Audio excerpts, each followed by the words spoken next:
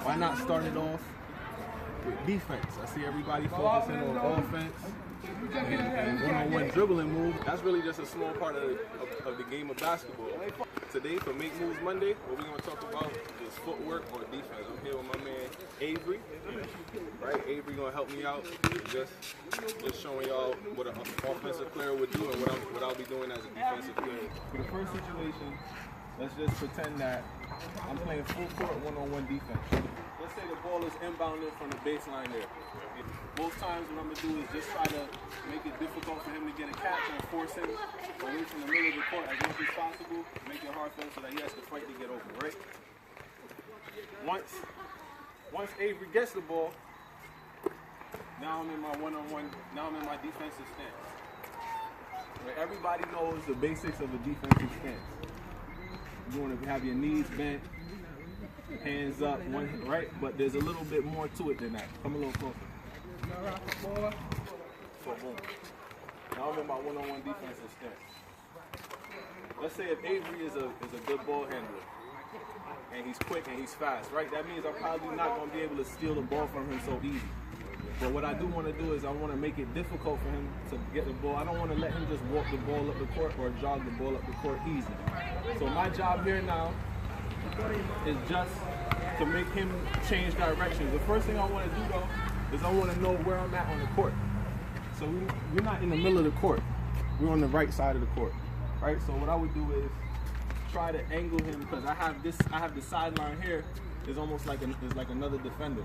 So what I want to do is try to keep him away from the court, and I know I could recover this. I know I can recover this way, and I have the help there with the sideline this way. So what I want to do is kind of angle him this way. So that way, as Avery starts to attack here, he has to stop at a certain point because the sideline is here, right? So that means wherever we are on the court, we want to know where we are on the court. If you're on the other side of the court, it would be the opposite.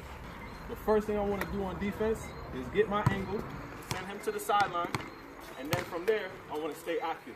Because what a good offensive player is going to do, before he even dribbles the ball, a good offensive player is going to be in a triple threat position, and he's going to fake, and he's going to get me off balance before he makes any moves, right? So that's why I want to have my feet active all the time, and I'm ready. Go ahead, throw a fake. Right, see? So no matter where I'm at on the court, whether it's a half court or it's a full court, I want to have my feet active so that I'm ready to react to whatever he's doing. While my arms and my feet are active, ready to react, I want to keep a hand in the area of his hip, right around his waist. That way he can't get the ball comfortably right in front of him. He won't be able to just keep the ball in front. He has to protect the ball. That's how you can keep an offensive player from being too comfortable to make their moves or get a shot off, especially around the rim. You never want to let somebody just get the ball right around their waist, because this is the shot pocket. Right here, it's lights out. I'm guarding my man full court one-on-one. Then in the stance, arms active, feet active.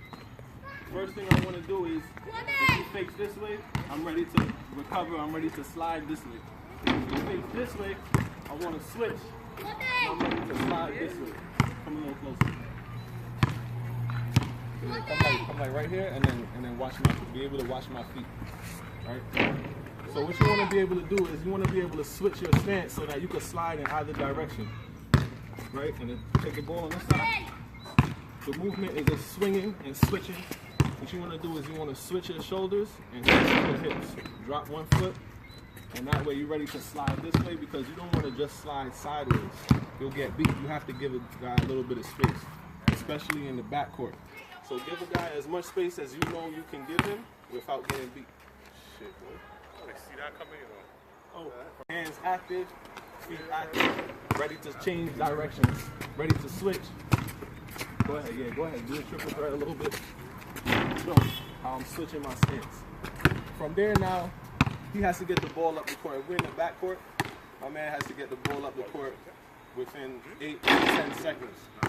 So it's not like a half-court situation where it's going to be a whole lot of jab series, jab steps, pump fakes, and a whole bunch of different moves. And nah, it's going to be, he's going to try to beat you. So what you want to do from there, but we're going to just walk through slow motion, right? Let's say if my man fakes me, baseline, right? Fake baseline. Take that fake, slide, see? Come back again, just do it again. Just do that same thing a couple times. Take that fake. Do it again. What I mean, One more time. is you fall. Take that fake. From here, you know either you have to cut off the sideline or he's going to take it the other way. So from there, just take it the other way. Don't go yet.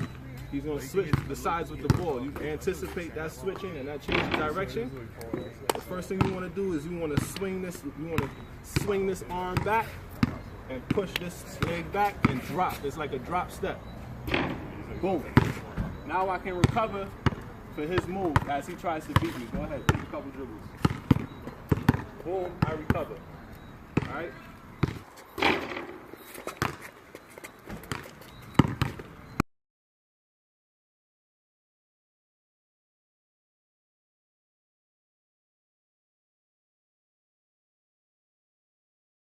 Now, depending on how comfortable you are as the game goes on, you can start to read and gauge your opponent and really tell, like, all right, is he beating me easily?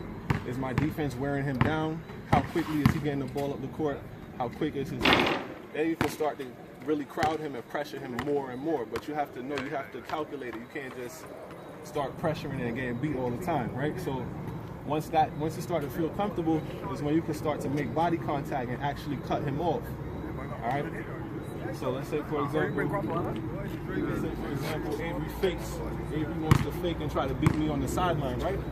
Go ahead and fake it. Right? So I'm gonna make an aggressive defensive move. I'm not gonna not really push off or bump into him, but I'm cutting him off and I'm absorbing the contact because I'm confident. Not only do I have the sideline, but he's not quick enough, and my defense is overwhelming him. So I know I can take that contact one more time. Fake sideline and then go middle. Right? So I'm able to now start to read, all right, he can't get past me.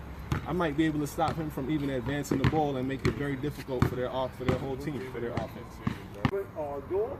Some guys like to force their man to their weak hand, which, you know, most people are righties, so they like to force guys to the left side. But that's only a lot of guys maybe don't have a left hand or whatever. That's for you to figure out in the scouting report. But since we're in the middle of the court, as a rule of thumb, generally speaking, I want to be pretty much square so that I can recover either way.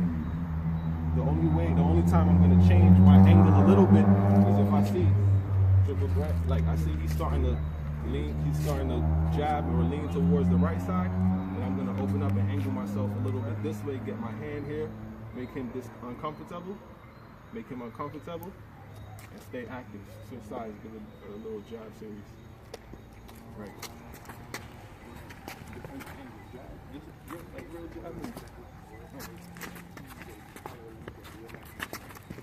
Pump fake. Good.